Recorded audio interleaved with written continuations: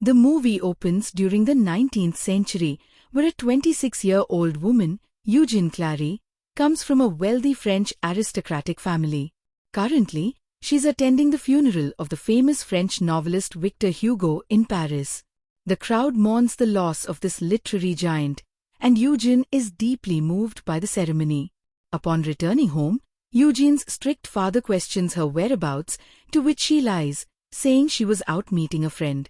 Her sharp-eyed brother Teofil sees through her lie but says nothing, smiling knowingly. To change the subject, he mentions a debate event taking place the next day. Eugene excitedly asks if she can accompany him, but her father and mother immediately disapprove, reminding her that such events are not appropriate for a lady of her stature.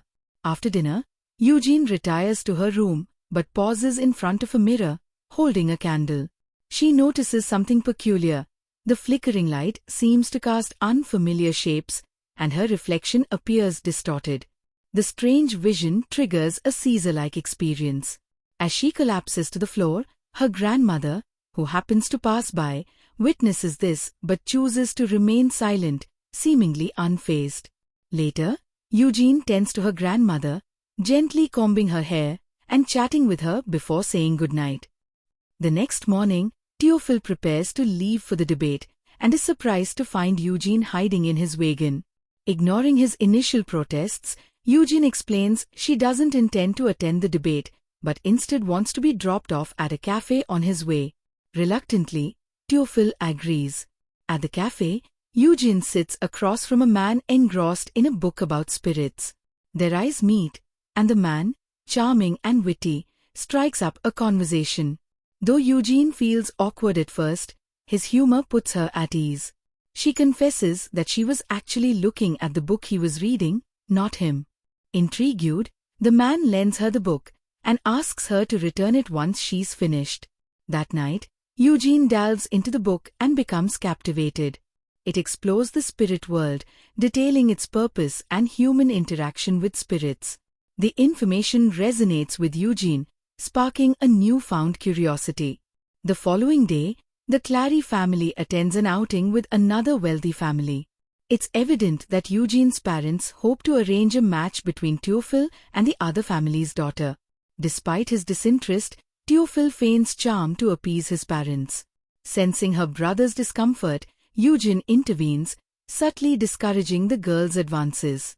Her father, noticing this, scolds Eugene harshly for disrupting Teofil's prospects. A few days later, it's Christmas, and Eugene and Teofil are decorating the house together. While searching for ornaments upstairs, Eugene suddenly freezes and experiences another seizure. This time, she hears whispers and feels an overwhelming presence.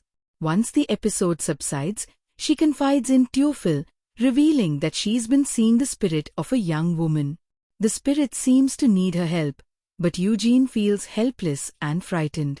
She admits that reading the man's book has given her some comfort, making her feel less like an outcast. Teofil listens with concern, aware of how society treats people with such conditions. One evening, while brushing her grandmother's hair, Eugene enters a trance-like state. Guided by an unseen force, she searches through her grandmother's dresser and retrieves a long-lost necklace, a gift from her late grandfather that had been missing for 40 years. Her grandmother is overjoyed but confused. When Eugene explains that her grandfather told her where to find it, her grandmother embraces her, grateful for the connection. The next morning, Eugene's mother wakes her with a smile, announcing that her father has planned a special outing.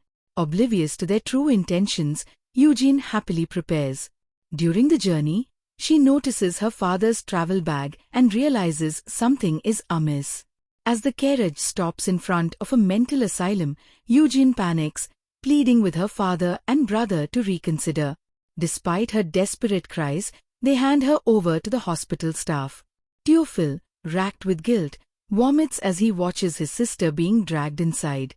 Inside the asylum, Eugene meets the stern head nurse, Genevieve, who warns her about the strict rules. She's shown to her shared room, where she's shocked by the chaotic environment. The other women display erratic behavior, with some trying to touch her inappropriately.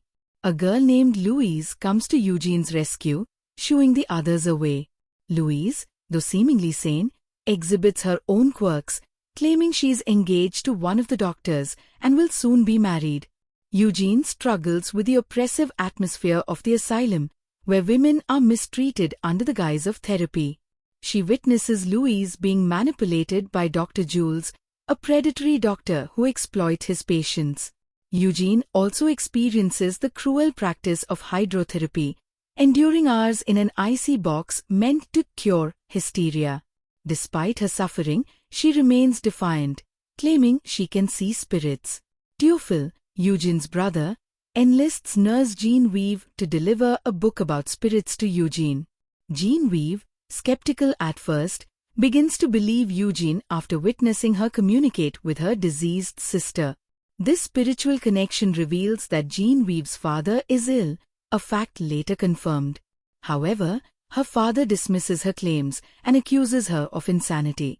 Eugene confronts the unethical practices of the doctors, which leads to her being placed in isolation under the watchful eye of the cruel nurse Xian. One day, Xian delivers Eugene's meal and starts a conversation. Sensing the presence of Xian's deceased mother, Eugene reveals that Xian had placed her own mother in the asylum, where she died. Initially unaffected, Xian breaks down when Eugene mentions her son, who had been killed by Xian's mother. After clinging to Eugene in tears, Xian abruptly threatens her to never speak of it again. Later, Xian collides with a patient sent by Genevieve to steal the keys to Eugene's cell. Genevieve visits Eugene and relays a message from her sister's spirit. She wants Genevieve to stop writing letters and instead find happiness and move on. The asylum hosts its annual ball, allowing patients to dress up and dance. Teofil attends to meet Eugene. Amid the chaos of drunken doctors exploiting patients, Eugene and Teofil seize the opportunity to escape. Genevieve, however, chooses to stay behind, believing she has found freedom by letting go of her guilt over her sister's death. Months later, Eugene is living a peaceful life on the coast of France, free and happy for the first time. She writes to Genevieve, assuring her that her sister's spirit offers protection. Although saddened that Genevieve is confined in the asylum, Eugene is comforted by Genevieve's response, expressing that her spirit is free, knowing her sister is in a better place. Don't forget to like, share and subscribe for more recaps.